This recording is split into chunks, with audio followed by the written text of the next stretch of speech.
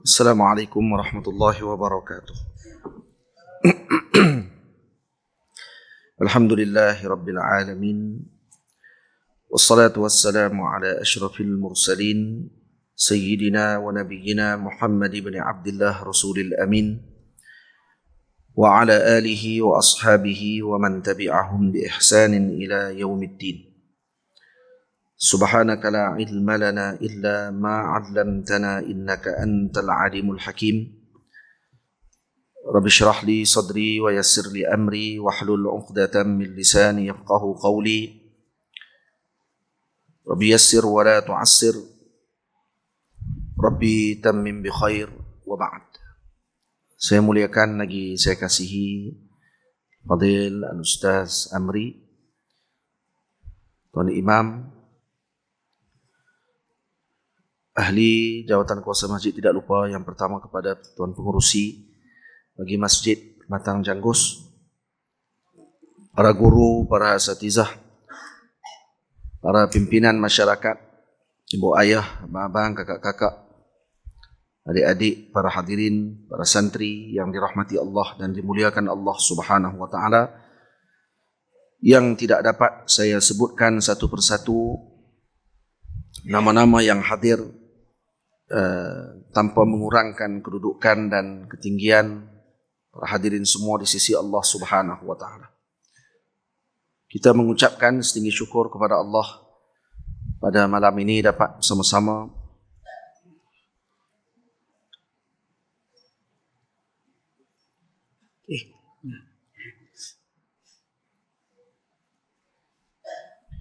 dapat berkumpul bersama-sama di dalam majlis, dan semoga Allah Ta'ala memberikan keberkatan dan kebaikan kepada tempat ini berkat Nabi kita Muhammad sallallahu alaihi wasallam. Hadirin semua, perbincangan kita pada malam ini adalah bincangan yang penting berkaitan dengan persediaan yang perlu kita lakukan bagi menghadapi fitnah akhir zaman. Dan saya suka untuk pada malam ini kita mengambil pedoman dan panduan yang telah ditunjukkan oleh Allah Subhanahu wa taala, yang disebutkan oleh Allah di dalam surah Al-Kahfi, yang mana disebutkan oleh para ulama bahawa banyak para ulama ketika mana membicarakan tentang fitnah, maka mereka akan membicarakan tafsiran bagi surah Al-Kahf, yakni para pemuda yang berada di dalam gua, yang beriman kepada Allah Subhanahu wa taala,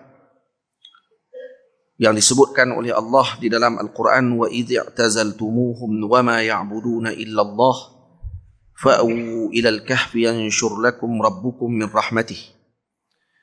Ini Allah Subhanahu wa taala memberikan dengan rahmatnya kepada Ashabul Kahfi daripada raja kafir yang namanya Duqyanus atau Daqyanus, yang memberikan ujian kepada Ashabul Kahfi yang disebut oleh Allah, idh awal fityatu ilal kahfi faqalu rabbana atina min ladunka rahmatan wa hayyi lana min amrina rasyada. Menunjukkan bahawa mereka lari daripada pemerintahan yang zalim tersebut, ditidurkan oleh Allah selama 300 tahun lebih di dalam gua yang dilindungi oleh Allah Subhanahu wa taala, yang kalau zahirnya gua ini biasanya masuk saja pintunya, kemudian untuk keluar tidak ada, pintu yang sama juga akan keluar. Tetapi menunjukkan bahawa perlindungan yang sebenar adalah daripada Allah, dan tempat itu hanya sebagai asbab untuk mengambil perlindungan. Yang melindungi Allah, seperti mana yang ditunjukkan oleh junjungan besar Nabi kita Muhammad sallallahu alaihi wasallam ketika mana peristiwa hijrah baginda Rasul, baginda Nabi kita Muhammad bersembunyi bersama dengan Sayyiduna Abu Bakar radhiyallahu taala anhu Siddiqul Akbar di dalam gua As-Saur, yang mana kalaulah dilihat pada sudut adatnya, maka para musyrikin ketika tersebut mampu untuk bertemu dengan Rasulullah dengan mudah, dengan jarak perjalanan ataupun ahli qiyafah yang mereka gunakan sebagai penunjuk jalan dan pengesan kepada perjalanan Rasulullah bersama dengan Sayyiduna Abi Bakar. Dan akhirnya mereka sampai di depan pintu gua, dan kata Sayyiduna Abu Bakar, kalaulah musyrikun pada waktu tersebut tunduk sikit saja, maka mereka akan melihat kami di dalam gua. Tetapi yang mengawal hati mereka dan juga mengawal yang menjaga Nabi kita Muhammad dan Sayyidina Abu Bakar adalah Allah. Malah ditutupi dinding gua tadi bukan dengan batu. Ditutupi dinding gua hanya dengan sarang labah-labah. Yang sarang labah-labah kita sedia maklum bahawa ianya jarang dan boleh dilihat di sebaliknya. Jadi maknanya, ketika mana dilindungi oleh Allah, dijaga oleh Allah, maka tidak perlu kepada tembok besar, atau seperti tembok besar Cina sekalipun. Karena yang menjaga ketika itu adalah Allah, bukan tembok tersebut. Maka muslimun, mereka mengambil dengan sebab, tidak meninggalkan sebab. Tetapi mereka tidak berpegang dengan sebab. Mereka mengambil dengan sebab, tapi mereka tidak berpegang dengan sebab tadi. Sebaliknya hanya beriktikad dan berpegang kepada Allah Subhanahu wa ta'ala. Maka Allah memberikan panduan besar kepada kita semua bahawa perlindungan sebenar daripada Allah, bukan daripada dinding besar. Dan Nabi kita Muhammad sallallahu alaihi wasallam, para ashabul kahfi, diberi perlindungan oleh Allah dengan ketika mana mereka meletakkan pengharapan tadi kepada Allah, bukan kepada sesuatu sebab yang lain. Yang menjaga pintu bagi ashabul kahfi adalah anjing, khitmir. Dan yang menjaga pintu bagi Nabi kita Muhammad pada ketika mana musyrikun datang adalah burung merpati, yang duduk di depan pintu tersebut bertelur, dan kemudian labah-labah yang membuat sarang, yang bila mana musyrikun melihat sarang labah-labah tersebut, maka mereka katakan kemungkinan Nabi Muhammad berada di belakang sarang tersebut, dan sarang itu mungkin baru dibuat. Maka ahli qiyafah ni ada satu ilmu Arab, dia boleh tahu, dia lebih kurang macam forensik. Pertama, dia boleh tahu jarak, dan dia boleh kesan bau, dan dia boleh tahu umur sesuatu perkara tersebut. Kalau tapak kaki, kalau dia tengok, dia boleh tahu tapak kaki ni dah berapa lama. Dah 2-3 hari ke, ataupun baru sangat, dalam 1 jam, 2 jam dan seumpamanya. Dan mereka boleh tengok pula umur sarang labah-labah tu. Dan kata ahli qiyafah tadi, sarang labah-labah tu telah ada di situ sebelum kelahiran Nabi Muhammad lagi. Dan tu Nabi masuk, dan kemudian sarang tadi katanya telah ada sebelum kelahiran Nabi Muhammad. Dalam riwayat, sebelum kelahiran Ubay, atau Umayyah, minta maaf, Umayyah bin Khalaf, yang mengejar Nabi pada ketika tersebut sampai ke pintu gua. Kata ni, sarang labah-labah ni lebih tua daripada kamu lagi. Kamu tak beranak lagi, sarang ni dah ada dah. Kalaulah Nabi Muhammad masuk ke belakang ni, dah tentu terkoyak sarang ni. Tapi sayang, sarang ni masih elok dalam keadaan begini, tentu dia tak ada. Padahal kalau dia tunduk sikit saja lagi, dia akan nampak Rasulullah. Dan ini menunjukkan kata apa? Yang melindungi Allah, bukan sarang tadi. Dan ini yang dipegang oleh ashabul kahfi. Dan ini yang akan kita dapatkan daripada surah Al-Kahfi. Dalam surah Al-Kahfi ada fitnah yang disebut oleh Allah yang akan kita hadapi sepanjang kehidupan kita. Sebab tu Nabi kita Muhammad sallallahu alaihi wasallam menyuruh untuk kita membaca surah Al-Kahfi. Kalaupun tidak dibaca seluruhnya, dibaca awal surah Al-Kahfi dan akhir surah Al-Kahfi setiap hari Jumaat. Disuruh kita baca awal dan akhir surah Al-Kahfi, seperti hadis-hadis yang diriwayatkan berkenaan dengan fadilat surah Al-Kahfi. Nanti kita akan baca. Dan kemudian di dalam surah Al-Kahfi disenaraikan kisah-kisah ataupun beberapa fitnah. Yang pertama, fitnatud din. Fitnah agama. Iaitu Ashabul Kahfi adalah contoh kepada ujian yang diberikan. Fitnah, apa makna fitnah? Fitnah maknanya adalah ujian. Fitnah maknanya adalah ujian. Ataupun dengan makna bala. Karena dalam Al-Quran, Allah Subhanahu Wa Taala menyebutkan berkenaan dengan fitnah ni beberapa tempat. Al-fitnah tu asal dalam lughah dengan makna ibtila. Walimtihan, atau ujian yang Allah timpakan. Ataupun apa saja bentuk ujian. Dalam bahasa Arab, fitnah dengan makna tersebut. Dan fitnah yang paling, maksudnya jima'ul fitan, ataupun keseluruhan makna bagi fitnah adalah al-ibtila, wal-ikhtibar, wal-imtihan. Ujian maknanya. Dan asalnya diambil daripada perkataan fatantul fiddata waz-zahaba. Ay, idza adzabtuhuma bin-nar. Jadi perkataan fitnah ni diambil daripada bahasa Arab, daripada fatantu al-fiddata waz-zahaba. Iaitu apa dia makna dia? Ketika mana proses peleburan emas dan juga perak, proses tadi disebut dengan fatana. Proses itu disebut fatana. Untuk apa? Proses tadi dibuat litumayyiza ar-radi minal jayyid. Untuk membezakan antara yang tidak elok dengan baik. Jadi emas kalau kata nak bagi dia jadi elok, suci ataupun 999 tu, maka proses untuk menjadikan dia emas yang khalis, yang tidak ada campuran daripada bahan-bahan yang lain, maka perlu dilakukan dengan peleburan. Baru akan diasingkan. Jadi proses peleburan tu dalam bahasa Arab disebut fatana. Dan tu diambil perkataan fitnah. Kenapa? Karena fitnah adalah proses untuk menjelaskan hal manusia. Sama ada baik ataupun tidak baik. Jadi proses peleburan kepada manusia untuk nak tahu dia ni baik ke tak baik adalah dengan ujian. Ketika ujian datang, barulah orang tadi akan ditentukan. Orang ni baik ke orang ni tak baik? Orang ni boleh tahan ke orang ni tak boleh tahan? Tamam? Itu yang disebutkan dengan fitnah pada sudut bahasa. Dan kesinambungan daripada itulah disebut dengan al-fitnah. Tamam.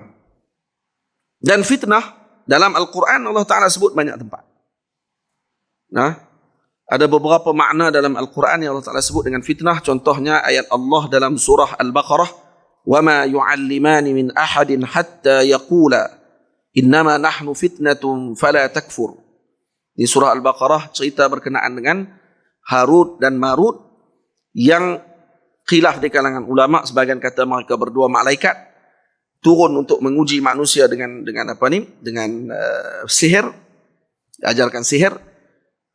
Dan kemudian sebahagian kata mereka adalah dua orang soleh yang seakan-akan malaikat. Yang turun untuk mengajarkan sihir, dan mereka menyebutkan nahnu fitnatun fala takfur. Jadi kami ini sebagai ujian.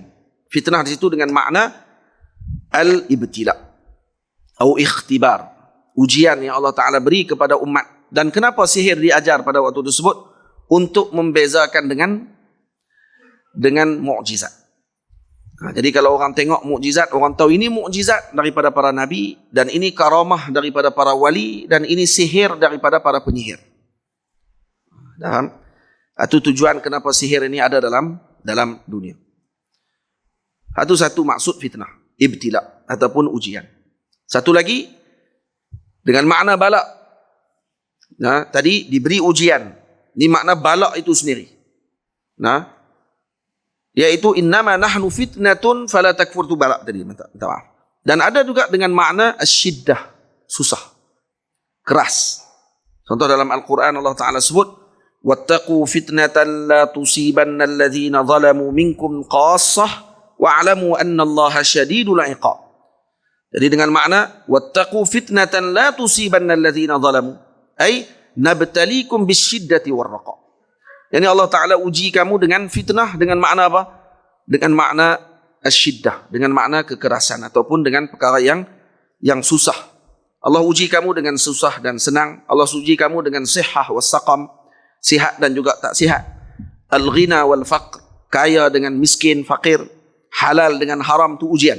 Itu disebut innama nahnu fitnatun wattaqu fitnatan. Iaitu dengan makna orang panggil apa? Jaga-jaga kamu daripada fitnah, iaitu dengan makna daripada al-syiddah. Dan Allah akan menguji kamu dengan apa yang kamu sukai, dengan apa yang kamu tidak sukai. Maksudnya perkara yang sukar. Sukar ni maksudnya perkara yang ada dua pilihan, yang sukar untuk kita meletakkan pilihan. Fitnah juga ada dengan makna syirik. Untuk dalam Quran Allah Ta'ala sebut dalam surah Baqarah ayat 191, wal fitnatu ashaddu minal qatl.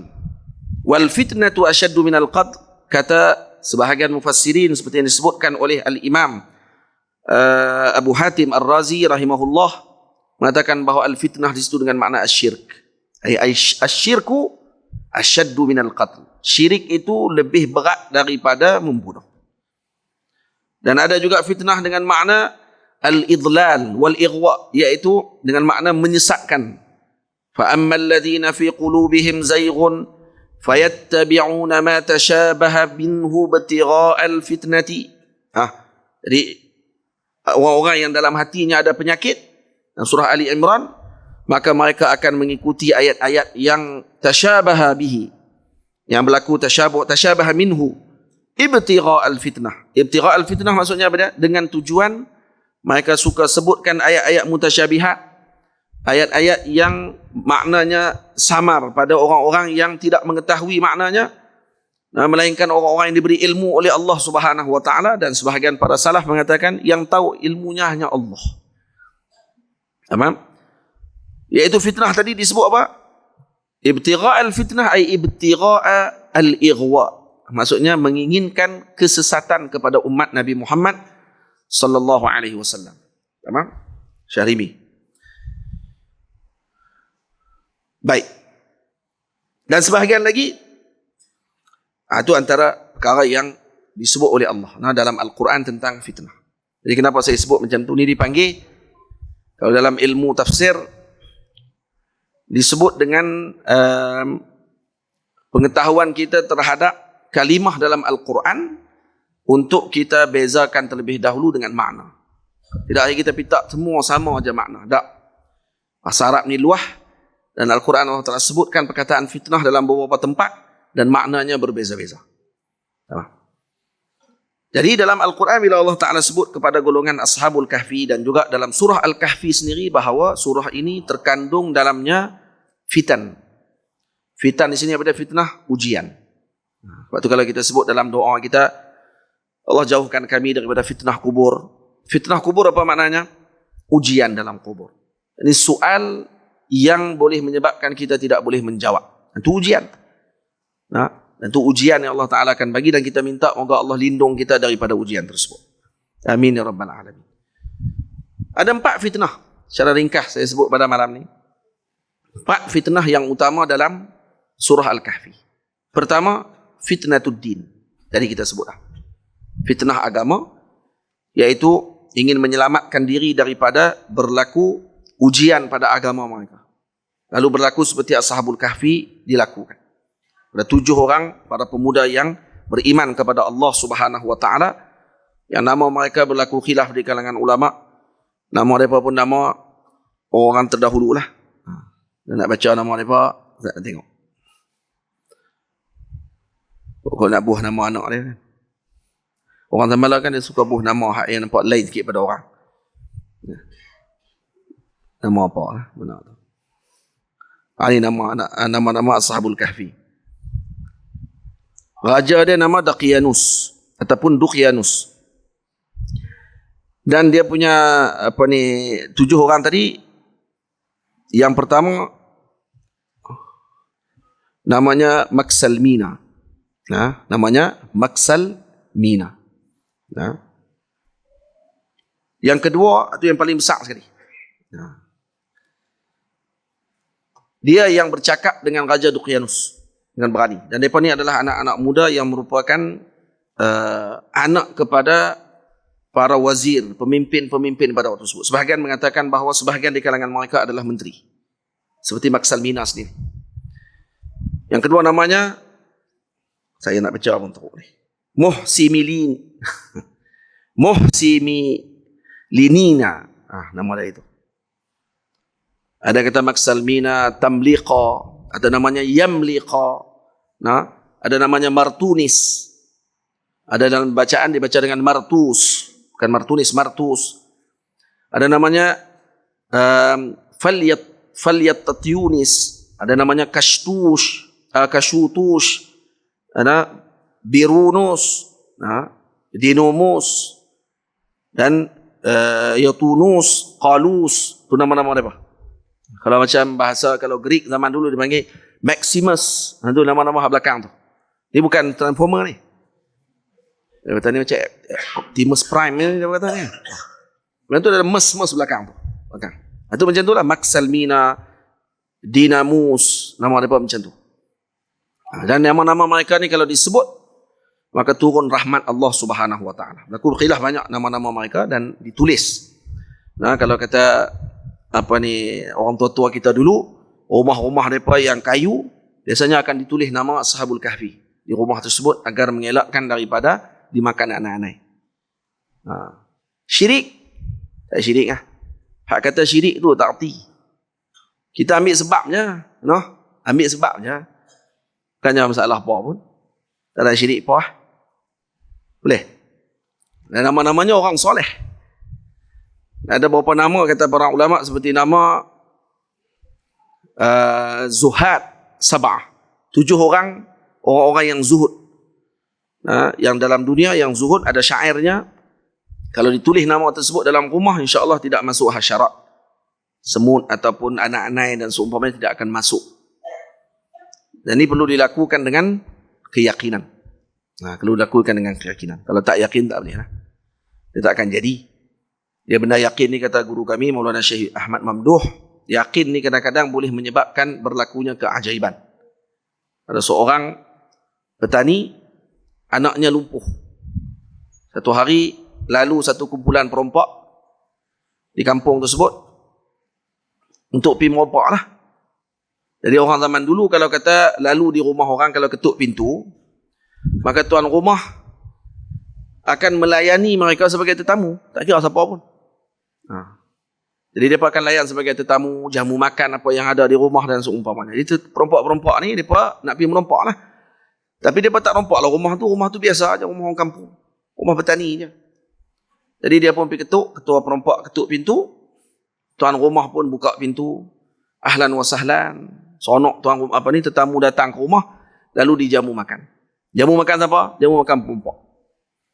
Ni yang perompak ni, jamun 40 terbus ni. Jadi bila duduk sekali makan semua, dah siap dah makan, maka mereka pun minta izin nak keluar daripada rumah. Nak pergi mana? Nak pergi merompak tapi tak abang dah kata tuan rumah. Dia takut pula. Jadi elok mereka nak keluar. Tuan rumah pun ucap terima kasih banyak apa semua sekali. Dah singgah di rumah saya, mereka pun pergi keluar. Selesai mereka merompak di tempat tu, mereka patah balik. Masa patah balik dah bawa barang rompakan, mereka kata kita singgah balik rumah orang tua tu, kita bagi pula kat dia sikit lah barang-barang kita dapat ni. Itu dia jamu kita. Itu dah jamu kita makan, ini kita bagi balik lah. Apa-apa yang kita kongsi lah sikit rezeki kita ni. Rezeki tak tu? Rezeki ya? Rezeki bukan halal je. Haram pun rezeki juga. Dalam ahli sunnah wal jamaah kita Asy'ariyah, rezeki bukan hanya terhad pada yang halal sahaja. Rezeki juga termasuk yang haram. Maksudnya yang dimanfaatkan, hatta yang haram sekalipun tu rezeki. Tapi rezeki haram. Rezeki yang haram. Tamam. Jadi dia pun berhenti tuan rumah bagi salam, ketua perompak bagi salam, tuan rumah buka saja peluk tu ketua perompak. Kejut ketua perompak tadi. Dia kata kenapa ni? Dia kata memang benarlah kamu semua ni adalah wali-wali Allah Ta'ala. Wali baru balik apa ni pun jadi jam. Dia kata kenapa kata macam tu? Dia kata tadi semalam masa kamu berhenti di rumah saya, saya ni ada anak perempuan seorang yang lumpuh. Anak perempuan saya lumpuh. Jadi bila kamu datang ke rumah saya melihat wajah-wajah kamu ni wajah orang-orang yang baik-baik. Baik-baik Jadi perompak kadang-kadang jangan disangka. Jadi bila kamu keluar daripada rumah saya, angkat tangan doa, ya Allah, berkat orang-orang soleh yang makan tadi, ya Allah, sembuhkan anak saya. Dan Allah sembuhkan seketika itu juga. Anak saya boleh berjalan. Maka saya telah sebut kata nanti kalau mereka pulang balik ni, saya mesti nak kena jamu makan dan saya nak kena ucap terima kasih sungguh-sungguh kepada mereka wali-wali ni. Wali-wali, nah. Ajaib. Ketuk-ketuk pintu kena peluk lah. Peluk dan kemudian memang dia dah buat jamuan dah. Siap dah untuk bagi kepada kelompok kelompok perompak yang lalu tadi. Dan apa yang berlaku selepas tu? Ya, dengan i'tiqad orang tua ni, maka Allah Ta'ala sembuhkan anak. I'tiqad yang baik dia kepada umat yang tadi salah seorang ataupun sekelompok yang melakukan kesilapan tadi, dan akhirnya mereka berubah dengan i'tiqad yang berlaku daripada orang tua tersebut. Tamam? Berubah kesemuanya. Syahribi, duduk jauh sikit kalau kata nak main tidur. Mengganggu pemandangan. Main duduk depan ni, betul dia main tidur. Dan sebab santri saya, tanya ni orang lain. Orang lain tak apalah, tidur kan nak dengkok ikut suka dia lah, tu kan. Jadi ini antara para kekasih-kekasih Allah Subhanahu wa taala yang mana mereka ini lari daripada raja yang zalim semata-mata untuk menyelamatkan agama Allah Subhanahu wa taala. Dengan menyelamatkan agama yang mereka ataupun pegangan yang mereka anuti pada waktu tersebut. Tamam? Tak mau bahas lah macam kita dah bahas baru ni. Jadilah tu. Dah bahas dah semua, keluar dah kitab-kitab apa semua kali, berkelahi apa lagi. Jadilah tu. Sebut pasal fityatun amanu bi rabbihim wa zidnahum huda. Mereka orang-orang yang beriman yang mana ditambahkan kepada mereka dengan Allah dengan petunjuk. Ashabul Kahfi. Jadi mereka lari dengan sebab apa? Menjaga daripada fitnah agama. Fitnah kedua yang disebut oleh Allah dalam surah Al-Kahfi adalah fitnah yang berkaitan dengan al-mal. Fitnah harta. Ini yang kedua. Yang ini disebut kisah Ashabul Jannatain. Ashabu al-Jannatain. Iaitu ada seorang lelaki yang mempunyai dua kebun yang ditanam di dalam kebun tersebut anggur dan juga kurma. Anggur di tengah, kurma dikeliling. Kebun dia luar biasa keindahannya. Tapi akhirnya dia sombong. Dia sombong dengan saudaranya yang muslim, yang mukmin, yang beriman kepada Allah, dan dia berbangga mengatakan bahawa rezeki dan nikmat tadi semua daripada diri dia sendiri, bukan daripada Allah. Ini si kafir ini yang menyebutkan demikian, maka Allah mengujinya dengan harta. Jadi ini fitnah kedua yang ada dalam umat. Dan ini berlaku sampai sekarang. Yang ketiga, fitnatul ilm.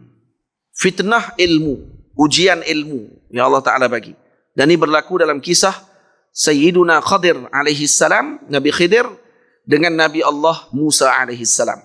Dan ini antara yang paling panjang dalam surah Al-Kahfi. Lebih kurang 20 ayat menceritakan tentang kisah tersebut sahaja. Yang ini kisah pertemuan Nabi Allah Musa dengan kisah pertemuan Nabi Allah Khadir alaihi salam. Tamam? Fitnatul ilm ataupun ujian ilmu. Dan fitnah yang keempat, ujian keempat, fitnatul mulk. Fitnah kerajaan dan kepimpinan. Ujian kerajaan dan kepimpinan. Yang mana Allah Ta'ala beri contoh yang utama dalam kisah berkaitan dengan Iskandar, Sayyiduna Iskandar Zulqarnain, yang merupakan salah seorang wali min awliyaillah, dan berlaku khilaf di kalangan ulama adakah beliau nabi ataupun tidak. Pandangan yang kuat, beliau adalah rajul saleh, orang saleh, dan beliau adalah sepupu kepada Nabi Allah Khadir alaihi salam. Cuma ketika dalam perjalanan menjelajahi dunia, Sayyiduna Iskandar Zulqarnain tidak makan atau tidak minum air ma'ul hayah, air kehidupan. Berbeza dengan Nabi Allah Khadir. Nabi Khidir atau Nabi Khadir meminum ma'ul hayah, air kehidupan, lalu beliau kekal hidup. Tamam? Lepas tu ada orang, pernah sekali saya bincang masalah ni, dan dia cukup tak setuju, kata Nabi Khidir masih hidup. Nabi Khidir masih hidup, kata dia, macam mana orang boleh hidup? Dia kata lama macam tu. Kita, dia kata, kalau 100 tahun pun dah merangkak, dia kira dia. Masalah orang-orang macam ni, dia suka banding dengan dia. Tu kita heran tu. Baru ni ada orang dia sebut dalam TikTok, tak silap saya, dia syarah, dia kata letak gambar-gambar Tok Guru dalam rumah dia kata ni syirik. Gambar Tok Guru dia kata tu gambar hadut kat jalan. billboard tu dia kata tu semua syirik, dia kata. Syirik sepanjang jalan. Wih, syirik semua. Serabutlah dengar. Kalau orang hak jenis tak tahu apa bercakap ni. Dia jadi syok dalam malam ni. Kebebasan. Dah memang lah. Handset dia. TikTok dia punya. Ikut suka dia. Dia kata. Jadi zaman menunjukkan kecerdikan masing-masing. Faham? Kecerdikan lah. Boleh lah. Tahu. Kecerdikan masing-masing. Ada yang panggil uslub parli, dia panggil. Uslub parli. Dalam Quran Allah Ta'ala kata apa kepada Abu Jahal, Abu Lahab, Zuq innaka antal azizul hakim. Innaka antal azizul hakim. Tidak. Rasakan kamu adalah orang yang hebat. Dia lebih kurang macam inilah.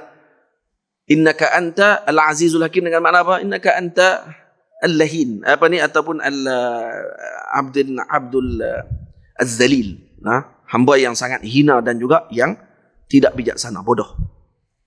Ayat tu maksud ayat perli. Yang macam orang Kedah lah kita kata, enta hebat. Kalau jumpa orang tengok dia buat kemah apa semua, memang kemah. Dia tak sama dengan bagus, Masya Allah, kemah macam ni. Dia dengan orang seorang lagi pula sebut, memang kemah. Tak ada orang kemah lebih pada hang. Tahu dah tu memang perli. Kalau dia ucap terima kasih, maknanya bodoh. Kalau kita kata, syukran, jazakumullah kerana memuji saya. Itu maksudnya, dia ni tak erti balaghah. Tak erti balaghah dan tak tahu orang perli pada waktu tu. Uslub perli paling kuat ni orang Kedah. Itulah. Orang kat belah Penang, Kedah lebih kurang sama. Dia adik-beradik. Adik-beradik kuat perli orang bagi. Sembang orang kena perhati bagi elok. Ni perli kan sungguh ni. Kalau duk puji, melajak-lajak kena tengok balik. Mata dia. Dia tengah sambil duk puji kita ni. Dia tadi Ustaz Syarah sedap no. Lepas tu tengok kawan dia. Itu kalau jenis ni, jangan duk sembang panjang. Kita buat tak tahu buat tak layan. Kenapa? Kalau kita ada pilihan, kita pun sama naik bodoh. Baik. Dia sebut macam tu, dia kata tak. Billboard dia kata ni, gambar-gambar ni semua ni adalah syirik. Kata dia. Sebut syirik macam tu. Dia kata tuan-tuan bayangkan. Kalau tuan-tuan ambil gambar saya, letaklah rumah tuan-tuan. Lah siapa nak ambil gambar hang? Saya dekat-dekat tu, tutup tu. Siapa nak ambil gambar dia yang dia pergi buat contoh tauladan tu? Dia suruh ambil gambar dia. Ya Allah, ya Tuhanku. Ini masalah. Ada seorang ni bincang dengan saya, dia kata, Nabi Khidir umur sampai lah hidup. Macam mana boleh hidup sampai lah, dia kata. Orang kalau hidup 100 tahun pun, kita kalau hidup, kita tu jam tu. Saya kata dia ni tak boleh bincang. Tak apa, saya bincang juga. Dia kata kita kalau 100 tahun pun kata merangkak, dia kata. Tu saya tanya kat dia. Tanya kat abang lah. Iblis ni baik ke jahat? Tanya. Kata Iblis jahat, makhluk paling jahat lah. Baik. Iblis hidup dah lah. Tanya. Duk ada ke lah? Kata ada. Dah duk ada. Takkan tak ada apa? Ada. Berapa juta umur dah? Kata panjang. Boleh pula dah. Iblis makhluk paling jahat. Boleh hidup sampai lah. Tiba-tiba, salah seorang daripada hamba Allah yang saleh, wali Allah Ta'ala atau Nabi Allah Ta'ala, seperti Nabi Khidir, jadi mustahil untuk hidup pada zaman Allah. Tak ajaib ke? Tadi abang kata yang paling jahat boleh hidup sampai Allah. Tiba-tiba makhluk yang paling baik, lebih baik daripada Iblis, bukan paling baik, Nabi kita Muhammad SAW, Sayyidina Qadir, Nabi Allah Ta'ala, tiba-tiba tak boleh pula hidup sampai satu itu takut jadi macam abang. Satu itu merangkak, macam tu. Dia kata, saya tak pernah tengok ni, jawapan macam ni. Dah campak dengan puak tu ya. Campak dengan puak tu saja. Sembang satu sudut je lah. Kau campak ramai sikit orang. Bagi reti sikit. Sembang. Ni saya sembang di mana ni? Cerita tu. Tapi saya tak sebut lah macam tu. Tu saya tambah. Itu di belakang tu. Sebutlah hati sambil-sambil duk marah-marah sambil sebutlah hati. Tapi sembut elok lah. Tu di mana saya sebut tu? Saya sebut waktu tu di Spain. Kemah lah. Waktu di Spanyol. Waktu tu dalam perjalanan. Mereka bawa saya ziarah ke Spanyol untuk baca kitab dalam perjalanan. Mereka bawa saya ziarah ke Spanyol selama 2 minggu. Waktu saya di Mesir lagi waktu tu. Jadi waktu tu dalam bah, perbincangan tu berlaku dalam bah dengan tour guide kami. Hak tukang bawa tu, dia pun nak pergi ceramah juga, tu tak tahan tu. Tak payahlah ceramah. Kalau kata dah tak tahu, dia pergi ceramah juga. Dia pergi komen pula yang sonoknya. Duk cerita pasal sejarah Spanyol, tiba-tiba masuk Nabi Khidir. Tu tak tahan tu. Kok mana ni? Dia punya anak pulunnya.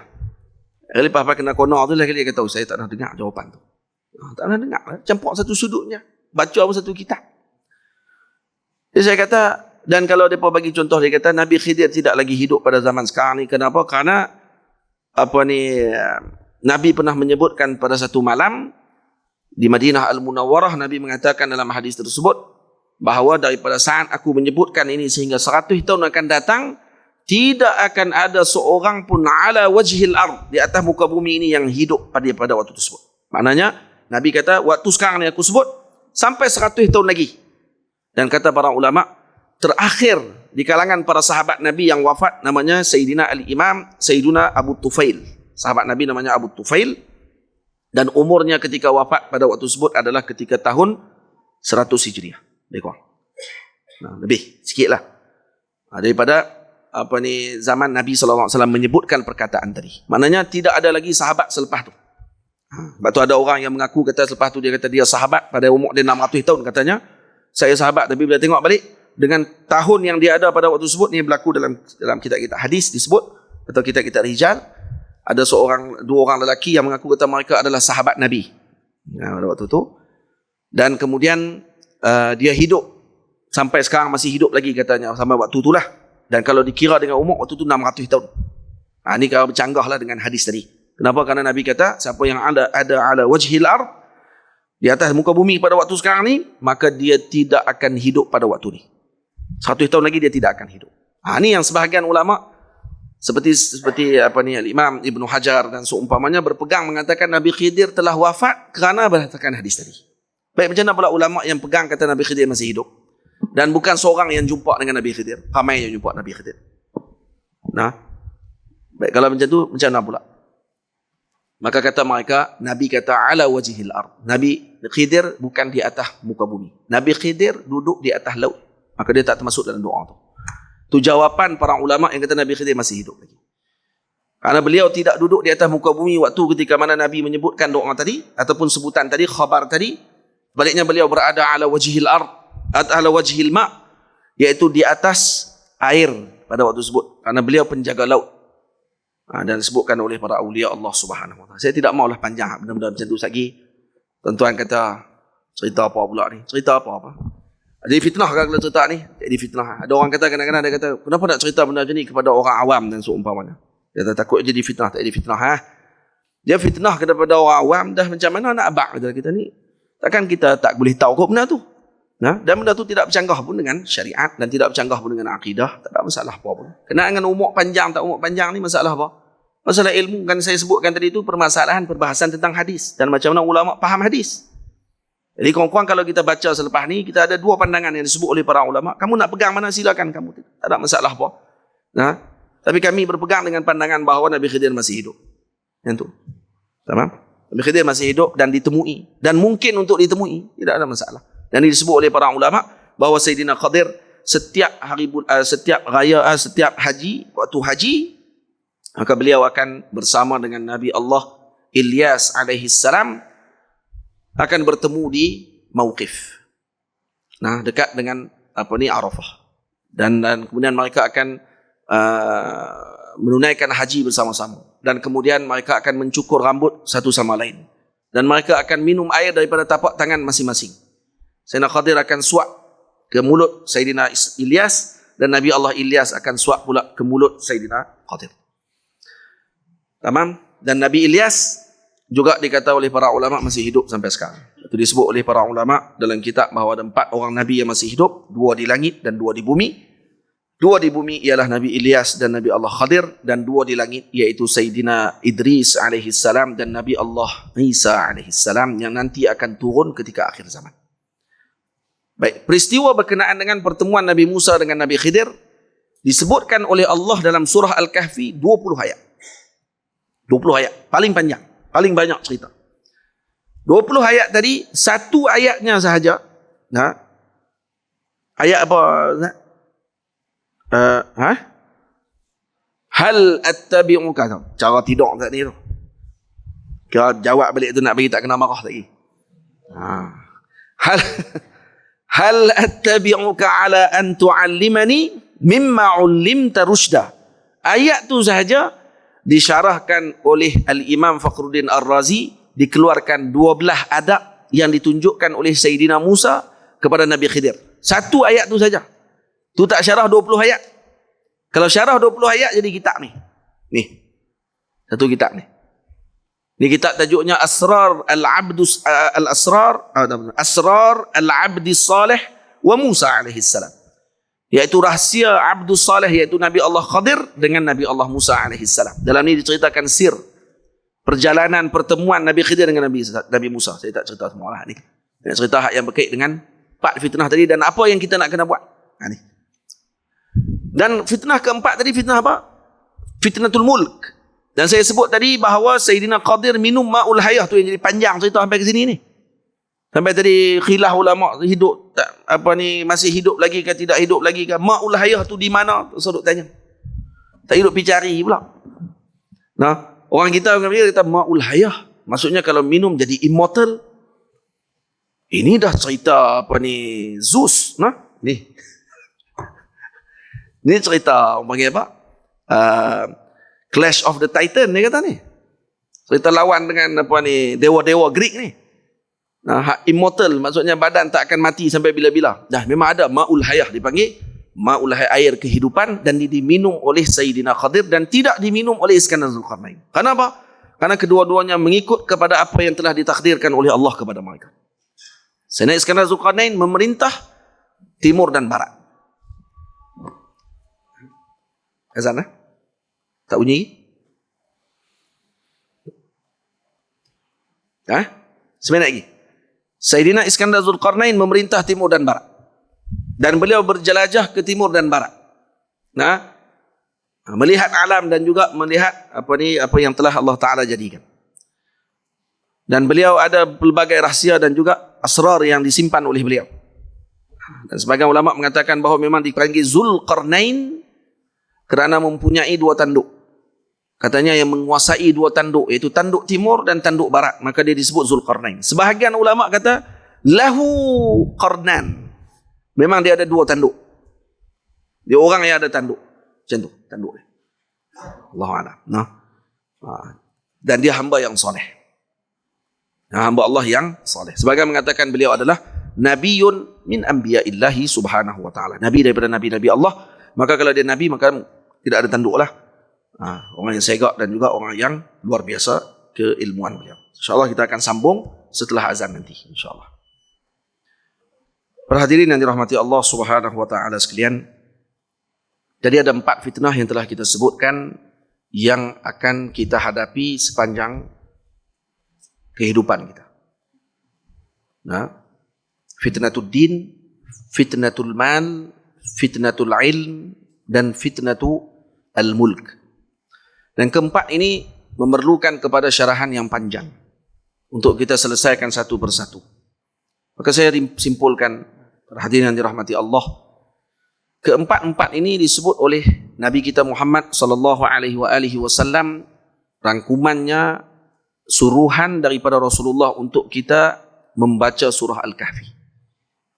Dan disebut oleh Nabi kita Muhammad sallallahu alaihi wasallam dalam hadis yang diriwayatkan oleh Sayyidina Abi Darda, man hafidha 10 ayatin min awwali suratil kahfi, wa fi riwayati Muslim min akhiril kahfi asama atau usima min fitnatid dajjal. Usima min fitnatid dajjal.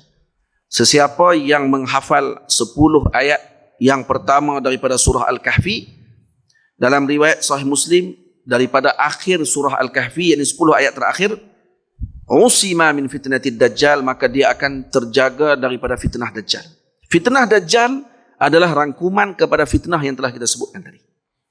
Kesemua perkara tadi datang. Fitnah tentang agama, fitnah tentang ilm, fitnah tentang harta, dan fitnah tentang kepimpinan. Dan ini Nabi rangkumkan dalam suruhan untuk kita buat apa? Untuk kita beramal. Yang ini persediaan pertama yang kita kena lakukan. Ashabul Kahfi, pertama, mereka bersifat mengelakkan daripada fitnah. Menjauhkan diri daripada fitnah tersebut pada ketika itu. Dengan cara mereka menyembunyikan diri mereka di dalam gua dan kemudian ditidurkan selama 300 tahun lebih.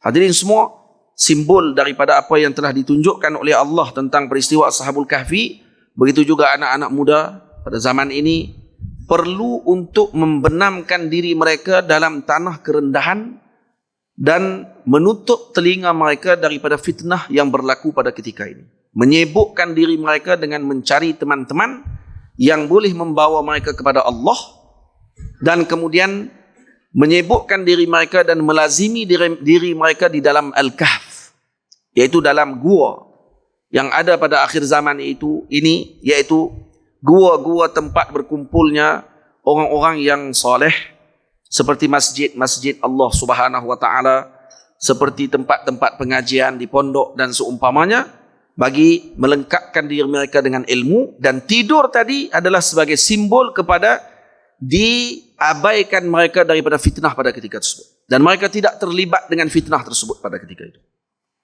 Faham? Dan ketujuh-tujuh mereka diberikan oleh Allah dengan kemuliaan. Karena apa? Karena mereka mengelakkan diri daripada fitnah. Anak-anak muda zaman ini, bila mana Allah Ta'ala sebut innahum fityatun amanu bi rabbihim wa zidnahum huda. Kalaulah pemuda pada zaman tadi disebut begitu, zaman sekarang tidak hanya tumpu kepada pemuda, semua kelompok maknanya. Orang yang beriman, mereka hendaklah berada di dalam kahf, tempat untuk mereka berlindung bersama dengan teman-teman yang baik. Karena al-mar'u ala dini khalili, seseorang bersama dengan agama temannya. Kenapa perlu pilih teman yang baik?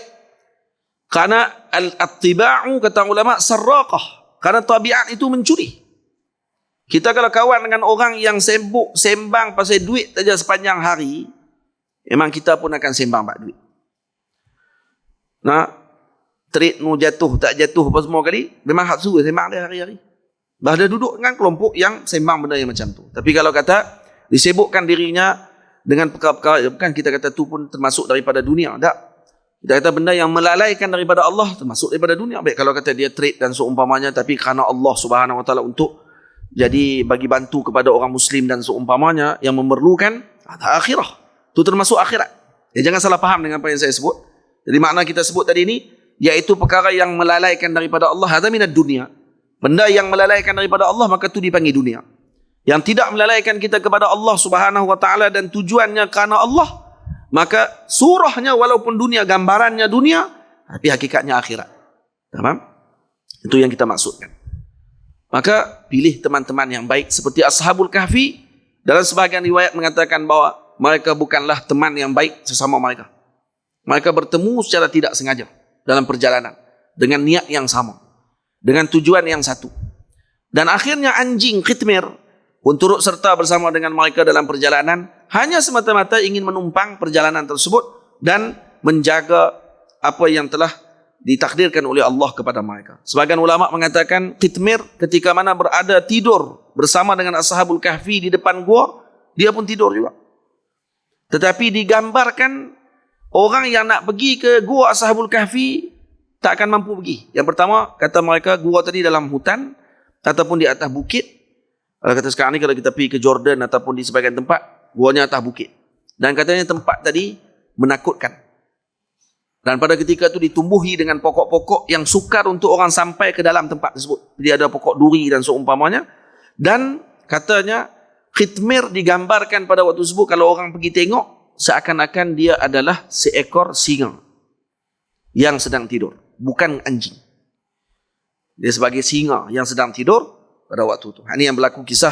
Saya pernah baca ni di dalam kitab Hayat Hayawan Kubra yang ditulis oleh Al-Imam Kamaluddin Ad-Damiri rahimahullah Asy-Syafi'i, yang menceritakan tentang anjing Ashabul Kahfi secara khusus dalam bab kalb, dalam bab anjing, dalam tu dicerita bab anjing Ashabul Kahfi. Ceritanya bila mana kami dalam kelas Maulana Syekh Jamal Faruq, guru saya, waktu mengaji akidah di Masjid Taqwa, di Syekh Jamal pernah cerita tentang amanahnya para ulama dalam menjawab ilmu dan jawab soalan dan seumpamanya. Maka ditanya kepada seorang Syekhul Azhar pada waktu tersebut, seorang lelaki bertanya kat Syekhul Azhar waktu itu, dia sedang nak keluar daripada Masjid Azhar. Dia kata, wahai Imam, tadi dibicara berkenaan dengan Ashabul Kahfi yang kamu syarahkan tadi. Kemudian cerita bab anjing Ashabul Kahfi.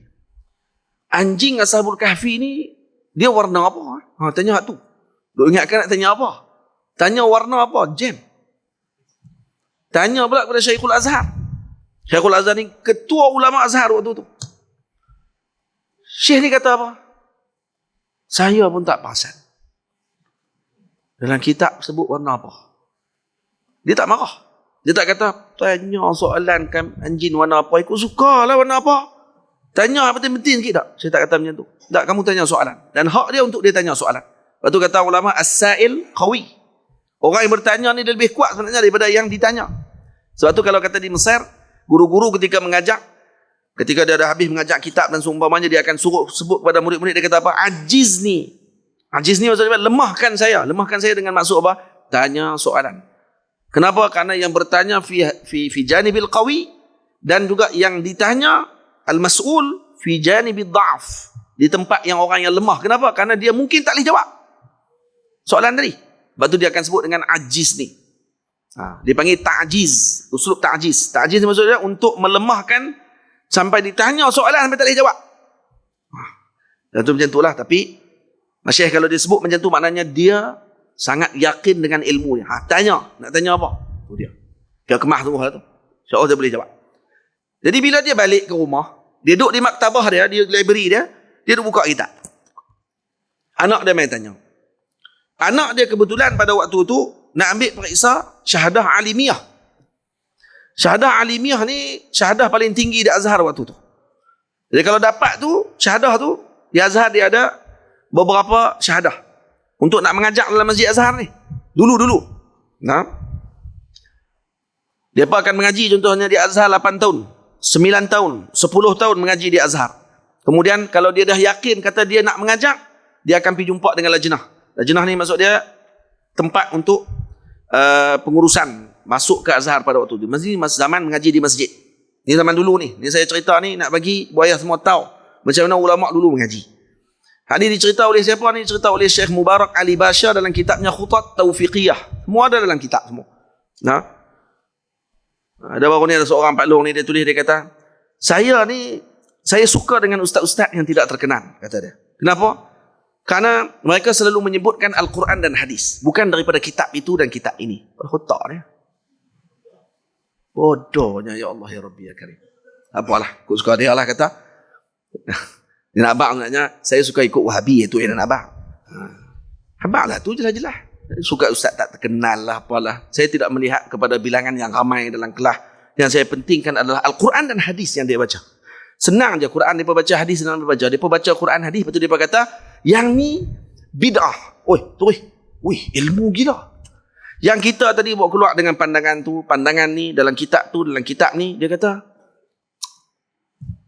tak syok. Nah, sebab bukan daripada Al-Quran dan hadis. Dia kena sebut lebih sikit. Sebab mereka lebih sat daripada orang-orang Arab sendiri pun. Arab pun tak sebut macam dia sebut macam tu. Dia buat teruk. Nah? Dalam hadis ini, tu. Ini terabuk habis semua. Tak apa. Kemudian, anak murid dia ni syahadah alimiyah zaman dulu kalau nak ambil di Azhar, dia kena pergi ke lajnah, dan dia abang kata, saya nak ambil syahadah alimiyah. Nah, syahadah alimiyah ni untuk jadi peringkat yang tertinggi. Zaman lah ni, syahadah alimah dia pakai doktor lah. Doktor. Tapi zaman tu bukan doktor macam zaman lah ni. Bukan pergi buat tesis, lepas tu cedok sikit ambil daripada semua. Tak senang jugalah. Tu kita tak kata lah. Lagi mereka marah pula. Mereka kata, kata doktor.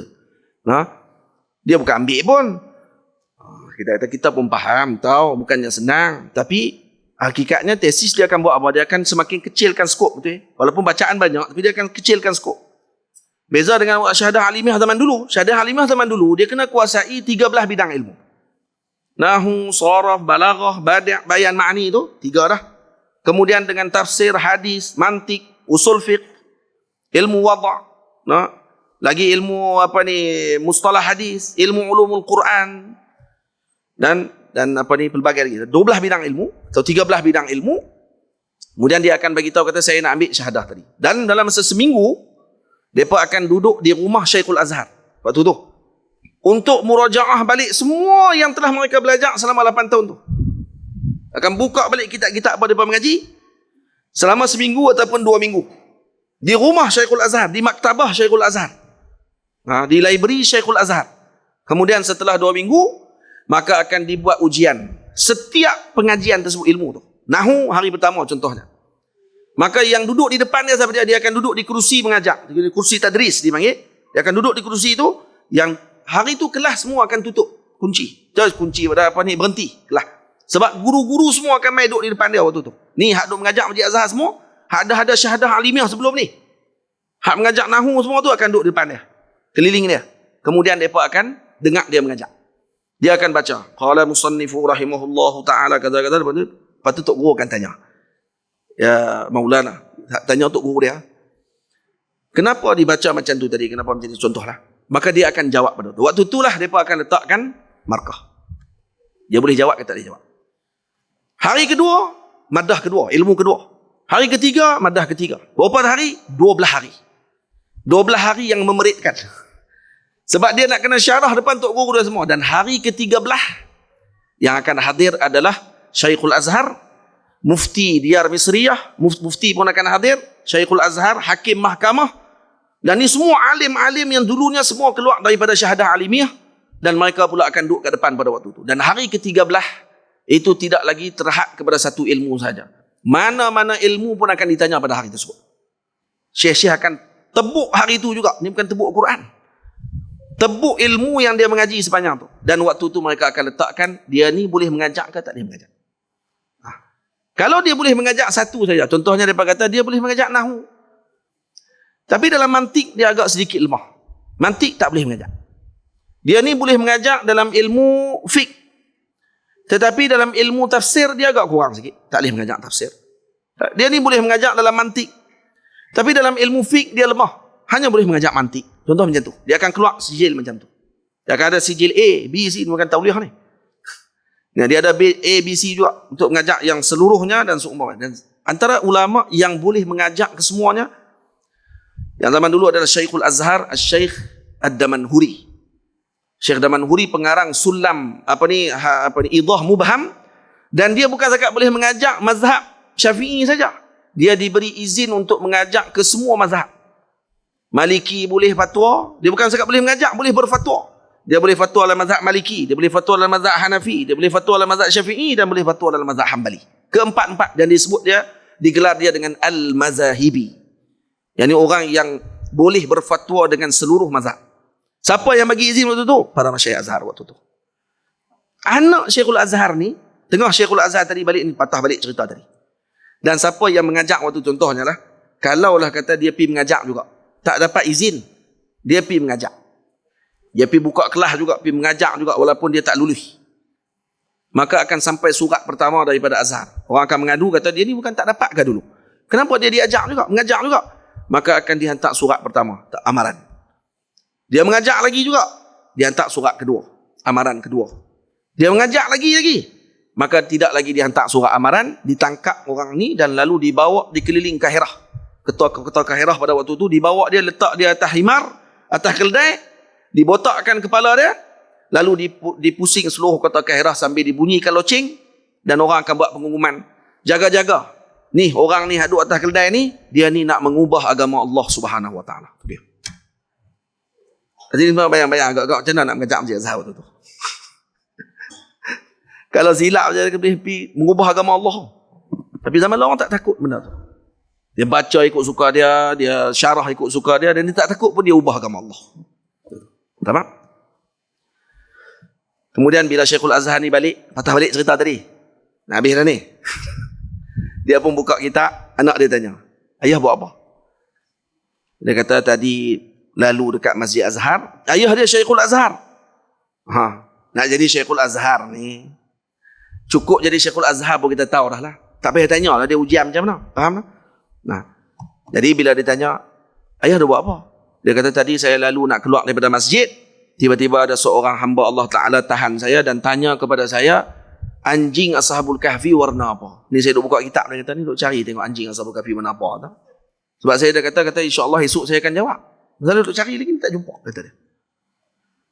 Anak dia kata, astagfirullah. Dia tanya yang tu, ayah jawab je lah, dia kata. Syekhul Azhar. Syekhul Azhar kan? Syekhul Azhar kalau dia kata warna hitam pun orang percaya. Kalau dia kata warna kelabu, percaya. Dah Syekhul Azhar yang jawab ni. Syekhul Azhar waktu tu dengar, ayah ni dengar. Dia pun buka. Esoknya tu ataupun minggu selepas tu ada imtihan, ada periksa untuk anak dia. Dan yang menggagalkan anak dia adalah ayah dia sendiri. Ayah dia gagalkan. Periksa dia tidak lulus. Budak ni tidak lulus. Pada anak dia alim. Kenapa tidak lulus? Kata dia alim. Guru lain semua tak setuju. Kata kenapa digagalkan? Dia alim dan dia jawab semua betul. Tak, dia tidak ada amanah. Dia alim tapi tidak ada amanah dalam ilmu. Semalam waktu ketika mana saya sedang cari tentang warna Ashabul Kahfi, anjing Ashabul Kahfi, khitmir, lalu dia suruh saya jawab ikut suka saya tanpa saya rujuk kepada apa yang disebut oleh para ulama, dan dia suruh saya tipu pula tu. Dia tahu orang macam ni tidak layak untuk jadi alim. Dia kena bertaubat dulu daripada dosa dia. Kena ubah dulu perangai dia, baru dia boleh jadi alim. Betul macam tu. Jaga sungguh para ulama dulu, jaga sungguh ilmu mereka sampai anak mereka sendiri pun dia takkan bagi kalau tidak ada amanah. Nah, dan saya bila dengar baca cerita tu, saya balik ke rumah, saya pun buka kitab Hayat Hayawan Kubra. Saya ajarlah kok ni cerita bab binatang, kok jumpa. Dalam tu ada lebih kurang berapa puluh ribu binatang yang disenaraikan oleh Sayyidina Ali Imam Kamaluddin Ad-Damiri. Saya buka-buka tentang Ashabul Kahfi, ada. Dan disebut pula warna anjing. Sekali lagi disyarah. Kali dengan warna anjing. Qilah ulama pula. Sebahagian kata, sampai sebahagian kata anjing Ashabul Kahfi itu bukan anjing. Dia adalah singa. Sebahagian kata singa, bukan anjing. Faham? Satu khitmir ni kalau kita lalu kata kat anjing-anjing ni, kalau kita kata khitmir kain salam, insyaAllah dia lari. Sambil-sambil lari lah. Saya lari, jangan takut, insyaAllah. Khitmir ketua segala anjing. Dan khitmir nanti di dalam syurga akan jadi orang. Yang akan berubah jadi orang, insyaAllah. Kita akan temu nanti, insyaAllah. Sama dengan beliau. Dia akan jadi orang. Jadi Allahumma salli alaihi wasallam, buka dan saya tulis. Saya ada tulis dalam Facebook saya masa di Mesir lagi. Saya tulis tentang warna anjing Ashabul Kahfi dan kisah yang berlaku tadi. Dan kemudian bila saya cerita kisah tu, ada pula komen. Hak komen ni kata ni buat kepala tahu. Dia kata lah, kalau apa tanya apa, la ilaha illallah. Lepas depa komen tu yang baru saya cari warna anjing tu. Saya cari ada. Dia kata orang tanya lah. Semua tak ada faedah soalan-soalan ni. Betul kata ni tak ada faedah apa ni, Imam Kamaluddin Damiri bahas. Ada faedahnya. Dan soalan tadi kita tak tahu siapa yang tanya. Sebab yang datang tanya tu kadang-kadang wali-wali Allah Ta'ala yang datang menguji para ulama untuk melihat bagaimana mereka amanah ataupun tidak. Al-Imam Syafi'i pernah ditanya oleh seorang lelaki. Datang dalam majlis beliau. Dan orang semua tengok bagaimana takutnya Imam Syafi'i waktu jawab soalan daripada lelaki. Lelaki ni kata, wahai Imam, wahai Muhammad bin Idris, saya nak tanya soalan kepada kamu. Dia pun tak nak tengok lelaki ni mai. Tengok-tengok mai tanya soalan macam tu. Tanya pula sambil dengan tahdid. Tahdid maksudnya apa? Bagi dengan ugutan pula tu. Dan mereka kata tak pernah tengok Imam Syafi'i sepucat tu. Imam Syafi'i tak ada siapa berani. Al-Imam Rabi' kata aku nak minum air tepi Imam Syafi'i pun tak berani. Haibahnya Imam Syafi'i. Tapi laki ni mai. Imam Syafi'i jadi pucat. Dia kata apa? Ini satu soalan kepada kamu. Kalau kamu berhujah, dari mana kamu ambil hujah kamu? Katanya daripada Al-Quran. Dalilnya, maka dia pun sebut dalil Al-Quran. Kalau tidak ada dalam hadis Nabi SAW. Baik hadis. Apa lagi dalil yang boleh diambil untuk mengambil hukum? Cerita lebih kurang macam itulah. Dia kata daripada ijma' muslimin. Dari mana dalilnya? Kata dia. Dari mana dalilnya ijma' muslimin? Syafi'i diam. Tak jawab. Dalil. Jadi lelaki ini kata, baik, saya akan datang lagi 3 hari. Kalau boleh jawab, teruskan mengajar. Kalau tidak boleh jawab, berhenti saja daripada mengajar. Itu dia. Pucat Imam Syafi'i. 3 hari itu, Al-Imam Syafi'i buka Quran ni setiap hari. Dia hafal Quran. Dan dibuka sehari 2 kali. Buka. Dan dilihat untuk jumpa ayat dia. Jumpa ayat dia. Ayat dia apa dia? Ingat ada ayat dia? Ayat pula terlupa. Ayat dia apa? Ilham, Ustaz nak cerita dah sebelum ni. Ayat dia daripada Arif Billah. Nama dia Arif Billah. Sentri seorang nama. Sentri baru nama Arif Billah tu dia. Nama apa Arif? Ingat ada ayat tu? Pernah dengar cerita tu? Pernah dengar tak? Ada satu ayat. Wattabi' sabilal mu'minin. Jangan ayat dia?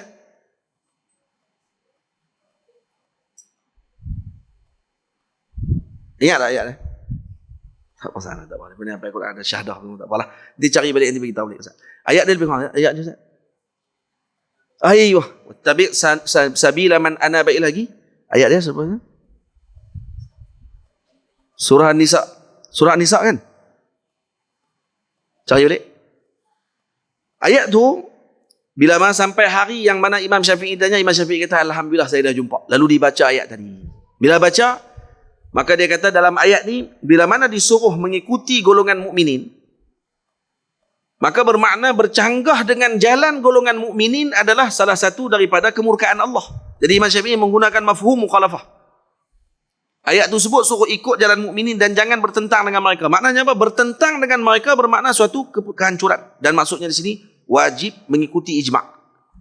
Maka lelaki ni kata apa? Tahniah. Kamu boleh jawab. Teruskan mengajak.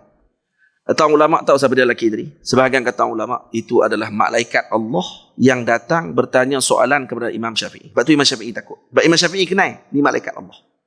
Sebahagian lagi mengatakan bahawa beliau adalah Nabi Khidir alaihissalam yang dikenali oleh Imam Syafi'i dan muridnya tidak kenal. Kerana tu Imam Syafi'i takut. Kerana kalau dia bagi mengajak, boleh mengajak. Kalau dia tak bagi mengajak, tak boleh mengajak. Dan ni adalah penentuan hidup dan mati. Betul tu.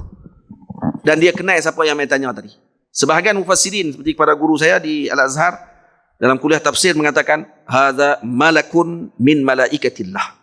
Itu malaikat daripada malaikat Allah yang datang bertanya soalan terus kepada Imam Syafi'i untuk dijawab oleh Imam Syafi'i. Kalau tak boleh jawab, maka dia perlu berhenti daripada mengajak pada waktu tersebut. Dan ini bukti bahawa Imam Syafi'i melepasi soalan yang ditanya oleh malaikat.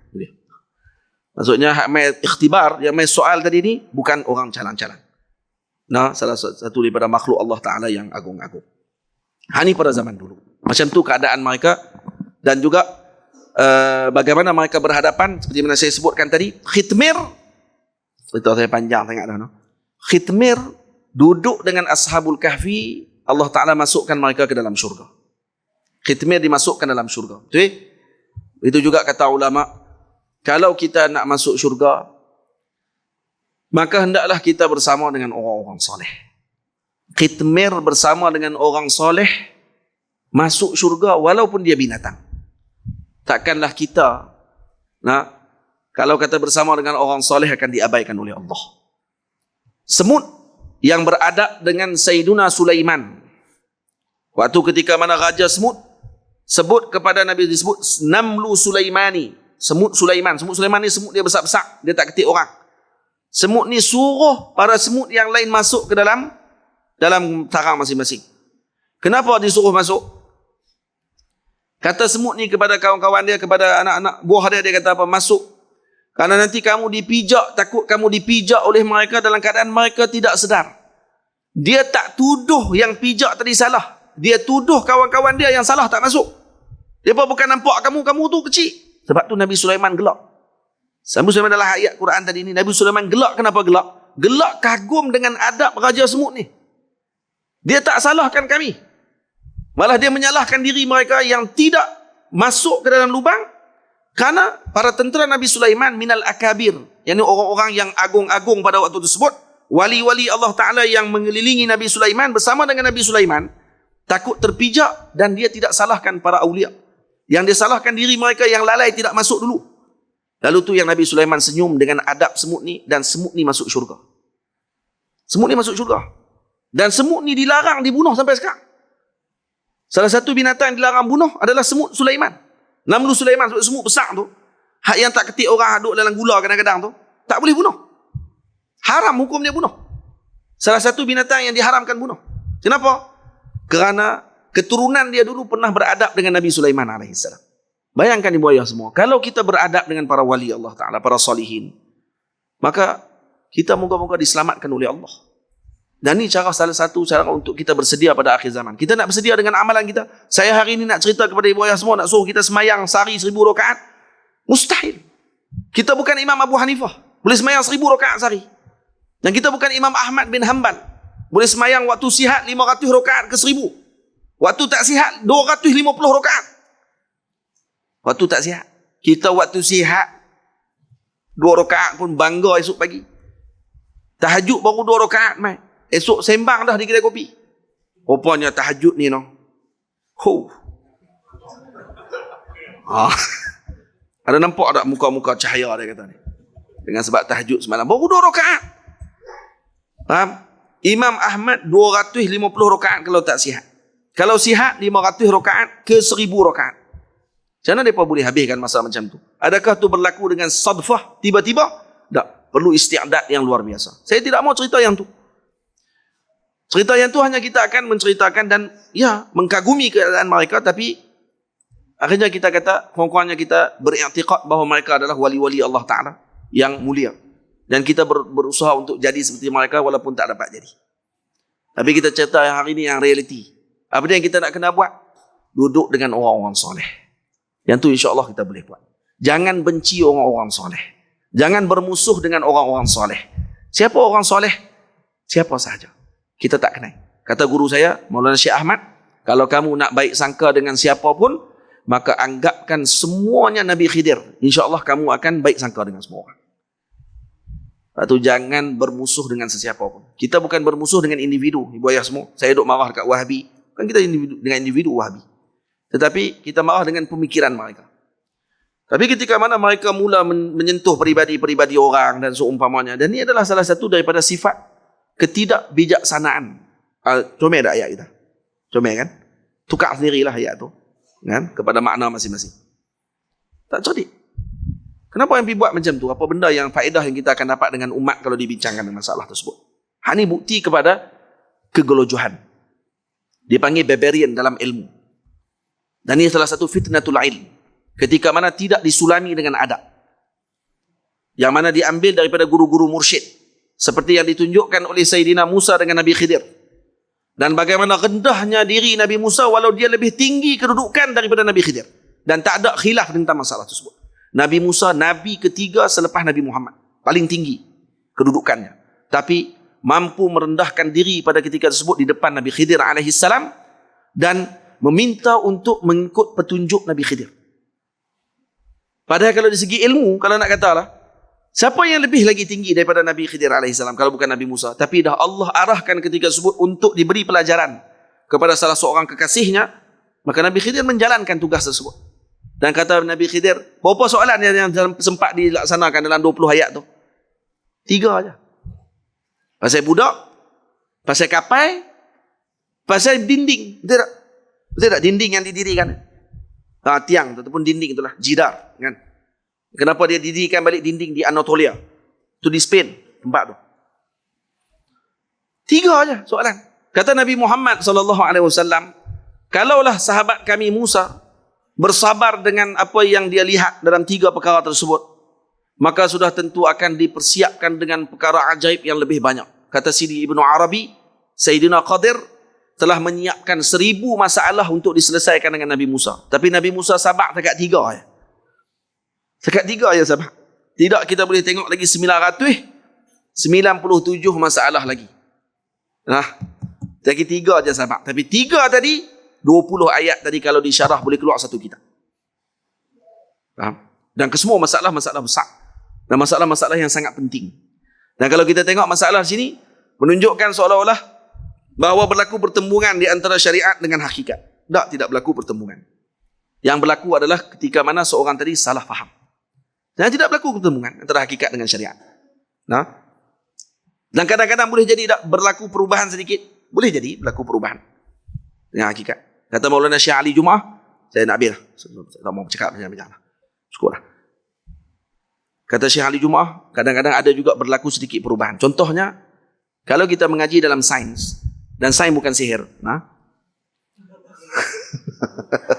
Bukan sihir. Ada orang dia nak bertahan juga kata sains tu sihir. Lepas tu dia bawa keluar Wikipedia, saya tak tahan tu. Dia kata kat saya ni, Ustaz, kalau jangan pandai agama saja, kena reti juga dengan wakil, reality. Kemah kata. Lepas tu, tak mana kata sains tu sihir tu, bawa keluar Wikipedia. Wikipedia, tulis tesis pun tak lulus. Jangan boleh tu jadi dalil. Maksudnya kan bawa keluar kitab Al-Imam Ibn Khaldun ke, bawa keluar kitab besar-besar sikit ke, bawa keluar lah kitab-kitab sikit. Ni bawa keluar hak yang nota Wikipedia, natural magic, bawa keluar tu nama-nama ilmu-ilmu yang dalam sains. Dia kata macam saya duk syarah tu, dia kata tak ada masalah apa kalau yang tu. Sakat kata gabungan ilmu-ilmu, tidak boleh kata ilmu itu juga adalah sihir. Seperti mana ilmu usul fiqh adalah gabungan daripada ilmu lughah, ilmu bahasa Arab, ilmu furu' fiqhiyah dengan ilmu kalam. Terus kita kata usul fiqh adalah ilmu kalam. Betul ya kah? Mana betul? Dia gabungan tiga ilmu, gabungan tiga ilmu, istimdad daripada tiga ilmu, ambilan daripada tiga ilmu. Tapi adakah usul fiqh adalah ilmu kalam? Adakah usul fiqh ilmu lughah? Adakah usul fiqh ilmu fiqh? Kalau tidak, tak sama lah ilmu usul fiqh. Tiga tu ambilannya sama. Bu ya faham tak faham saya tak tahulah. Jadi saya syarah ni. Nah, maksudnya kalau faham insya-Allah tidak sihir.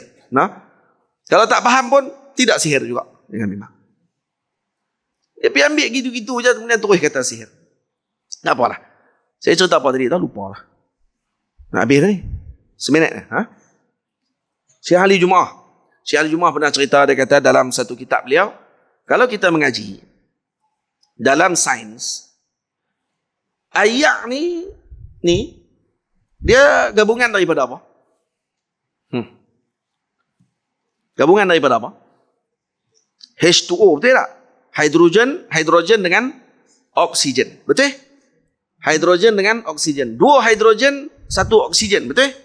H2, tu kecil bawah tu, O. Ibu ayah semua, tak tanya. Hidrogen dengan oksigen, ini unsurnya panas ke sejuk? Nak tanya.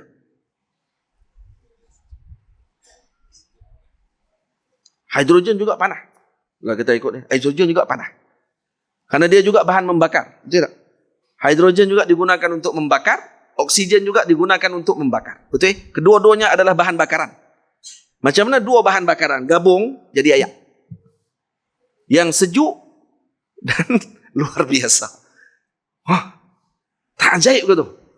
Itu kata Syekh Ali Jumaah, kadang-kadang hakikah bagi air adalah hidrogen 2, oksigen 1. Tapi ketika dilihat, dia jadi air yang sejuk. Seakan-akan berlaku pertembungan di antara hakikah dengan zahir. Faham? Jadi ini menunjukkan kepada kita bahawa apa? Yang memberikan kesan tadi adalah Allah, bukan benda tadi. Allah yang memberikan kesan tersebut. Boleh faham? Kalau tidak, kalau ikut dengan unsur hidrogen dengan oksigen, kita minum, tak akan hilang dahaga. Dia akan makin panas lagi pada waktu itu. Jadi maksudnya yang menghilangkan dahaga bukan air. Yang menghilangkan dahaga Allah. Yang menghilangkan lapar kita Allah, bukan nasi yang kita makan. Yang memberikan kesan adalah Allah, bukan benda yang tersebut. Mereka hanyalah sebab sahaja kepada perkara tadi. Ibu ayah semua, pegang dengan ilmu, pegang dengan ahli zikir, banyakkan zikrullah bersama dengan orang-orang soleh, dan pilih tempat-tempat yang boleh untuk menambahkan iman dan kebaikan kepada agama kita. InsyaAllah Allah Ta'ala akan selamatkan kita di akhir zaman nanti. Selalu rujuk dan baca semula dengan apa yang telah saya sebutkan dalam surah Al-Kahfi. Dengar semula insyaAllah. Kalau ada rezeki pulang, ibu ayah doa saya, moga saya dapat mengarang sebuah risalah syarahan berkenaan dengan ayat surah Al-Kahfi tentang 4 fitnah yang kita sebutkan tadi. Kalau ada rezeki peluang, kalau kita ni nanti kita syarahkan lagi nanti insyaAllah. Nah, jadi moga-moga kita dapat ambil manfaat dengan pertemuan pada malam ni. Persiapkan diri kita dengan akhir zaman dengan ilmu. Persiapan kita bukan hanya dengan mempersiapkan berah-berah dan juga ayak simpan banyak walaupun di Penang esok lusa tak ada ayak, kan? Ataupun ni dia kata ni kami betul. Kenapa? Karena kami dah simpan ayak lama dah. Tak apalah, tak ada masalah persediaan tersebut. Tapi jangan dilupa bahawa panduan yang utama pada akhir zaman ni adalah bersama dengan guru-guru murabbi, bersama dengan para mursyid, bersama dengan para alim ulama, bersama dengan para solihin. Bukan bersama dengan orang-orang yang mana mereka ni otak masih lagi terfikir dengan material dan juga materialistik, benda-benda yang bersifat kebendaan. Moga-moga dengan perkara ini akan memberi faham kepada kita semua berkat Nabi kita Muhammad, ya.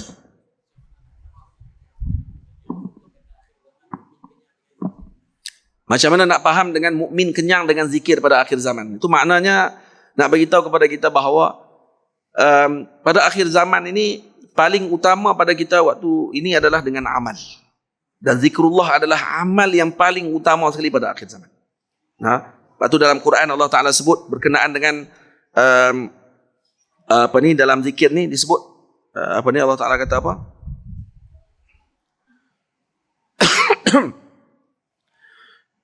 Kata dalam bab berkenaan dengan perang. Dalam bab berkenaan dengan perang, apa kata Allah Subhanahu wa taala? Apa dia dalam perang berkenaan dengan ini? Dia kata wazkurullaha katsira. Wazkurullaha katsira. Sebelum tu cerita bab perang. Dah ada ayat dia. Tak ingat dah saya. Jadi dalam ayat tadi menyebutkan kepada kita bahawa nak perang, yang pertama persiapan dan kedua adalah zikrullah. Dan kalau kita baca dalam kitab-kitab para ulama dan juga dalam ayat-ayat surah Al-Kahfi ini, kebanyakan ahli mereka yang disebutkan tadi adalah kerana mereka meninggalkan zikir. Fitnah tadi akan berlaku ketika meninggalkan zikir. Ashabul Kahfi ahli zikir. Sayyidina Qadir, Sayyidina Musa ahli zikir. Sayyidina Iskandar Zulkarnain ahli zikir. Nah, Ashabul Jannatain dia bukan ahli zikir karena dia kafir, maka karena itu Allah memberikan ujian kepada dia. Untuk selamat dengan semua perkara tadi, mesti termasuk daripada ahli zikir. Dan Allah suruh kita tanya kepada ahli zikir. Fas'alu ahla zikri in kuntum la ta'lamun. Ahli zikir dengan makna ahli ilm wal amal. Berilmu dan beramal dengan ilmu. Bukan hanya semata-mata ilmu. Allah Ta'ala tak sebut dalam Quran, fas'alu ahlal ilm. Dan Allah Ta'ala kata, fas'alu ahla zikr. Maksudnya ahli ilm wal amal. Karena zikir adalah samarah. Kesan utama yang paling besar dalam amal adalah zikir. Dan zikir paling siqal, paling berat bagi kita untuk kita amalkan. Berbanding dengan mai mengaji. Karena apa? Karena mai mengaji, dia ada huzuz, nafs. Dia ada sedikit keistimewaan. Karena kita boleh cerita balik ke orang apa yang kita dapat pada hari ini. Dengan ilmu baru yang kita dapat, contohnya. Saya dengar satu tafsiran, contoh, saya boleh cerita ke orang. Dan orang kata, kamu memang bagus. Kamu memang pandai dalam ilmu. Contoh. Tapi kalau zikir, dia nak cerita apa ke orang zikir dia? Dia akan datang rasa kepada diri dia. Tapi dia nak cerita balik ke orang, dan orang akan petikaikan dia. Dengan rasa dia. Dan kata Nabi SAW, uzkurullah kathiran, banyakkan kamu zikir, hatta yuqalul majanin. Sampai kamu disebutkan orang gila. Sampai kamu disebut sebagai orang gila. Dengan banyaknya zikir kepada Allah Ta'ala. Dan ahli akhir zaman, ketika mana tidak ada lagi kepala lembu pada waktu, hatta kepala lembu lebih mahal daripada emas, para pengikut Nabi Isa AS dan pengikut-pengikut kepada Imam Mahdi pada waktu tersebut, zikir mereka adalah apa? Allah, Allah, Allah. Dan Allah mengenyangkan mereka pada waktu tersebut. Jadi maknanya apa dia? Ahli pada waktu tersebut adalah ahli zikrullah. Jadi Dajjal tidak akan datang kepada kita ketika mana kita ni ilmu tinggi. Dia tinggi lagi pada kita. Dia akan kalah dengan ahli zikir. Karena zikrullah akan menyelamatkan umat ini pada akhir zaman. Karena itu, kalau pegang ni dengan baik, ilmu tidak ditinggalkan, zikrullah tidak ditinggalkan bersama dengan majlis-majlis zikir, insya-Allah Allah Ta'ala akan selamatkan kita pada akhir zaman ini. Saya mohon ampun, mohon maaf kalau ada terkasar bahasa, tersalah dalam bicara saya sepanjang pertemuan kita pada hari ini, dan panjang juga saya sebut pada malam ini, dan mencapah merata, dan moga-moga Allah ampunkan kalau saya tersalah dalam bicara, dan ucap terima kasih banyak kepada Al-Fadhil Ustaz Amri dan juga Tuan Pengurusi bagi Masjid Pematang Janggus, dan moga-moga kita dapat bertemu lagi semua para jemaah yang sudi mendengar dan bersabar sehingga penghujung pertemuan kita pada malam ni. Saya mohon ampun, mohon maaf. Aqulu qawli hadza astaghfirullahal azim li wa lakum. Saya minta izin dulu sebab tapi ada jamuan apa kan. Kami dah semayang tadi. Kami dah musafir lagi. Dan ikan saya terus ni nah. Boleh nah? Insya-Allah. Jadi saya takut tengok-tengok. Weh, saya syarah pasal akhir zaman tak semayang. Ni satu lagi masalah jenis tak ada husnuzan langsung dengan orang. Dan kalau hang pun semayang, takkan kami tak semayang kot. Salah juga orang-orang dari zaman Allah. Dia tak boleh langsung nak husnuzan. Dengan siapa pun tak ada husnuzan. Saja abang saya siap. Takut lagi dia tengok, apa orang semayang dia tadi bukan main kisah Dajjal lah apalah. Husnuzan. Kami dah semayang dah. Kalau nampak di belakang saya semayang dah tadi dengan jemaah. Kami musafir tak tu. Sebab tu kita kalau kat mana-mana pun, husnuzan insyaAllah kita tak akan rasa sakit hati ke orang. Ni pergi ke RNR, tengok orang mayang seorang, sakit hati. Apa ni tak jemaah ni? Husnuzan. Sebab dia pun tak kenal siapa jadi tu imam tu. Takkan baca betul ke tak dah. Dia kata dia ni aku tak kenal. Takkan baca zira betul ke? Apa dia? Siratal ladzina am'amta alaihim. Tak jadi mampu. Dia kata baca semayang zuhur pula dia kata. Saya tak dengar dia baca. Dia kata kacau lagi. Tak apa kita kata husnuzan lah. Husnuzan kalau kata ni tak nak masalah apa. Nah, boleh sembahyang je. Tak kalau kata dia nak pegang, kata dia nak selamat daripada benda tu, ataupun dia ada urusan lain yang dia terpaksa cepat. Husnuzan saja, senang. Dia nak sembahyang seorang, ikut suka dia. Mungkin dia tak jumpa aku hadis sembahyang 27, sembahyang seorang-seorang 1. Dia tak jumpa aku hadis tu, ataupun dia jumpa tapi dia ada masalah. Mungkin kalau dia sembahyang jemaah, mungkin dia boleh terberak waktu tu. Tapi kalau sembahyang seorang-seorang, dia tak akan terberak. Husnuzan, insya-Allah. Kita tak akan rasa sakit hati, betul tak? Tapi bila kita ada husnuzan ke orang anu tak kenal, ni tak kenal, lah kali kita tak akan tenang hidup kita. Betul? Bukan sebab saya ni kami dah sembahyang tak sani, tak.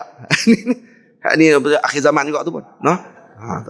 Assalamualaikum warahmatullahi wabarakatuh. Takbir. Allahu akbar.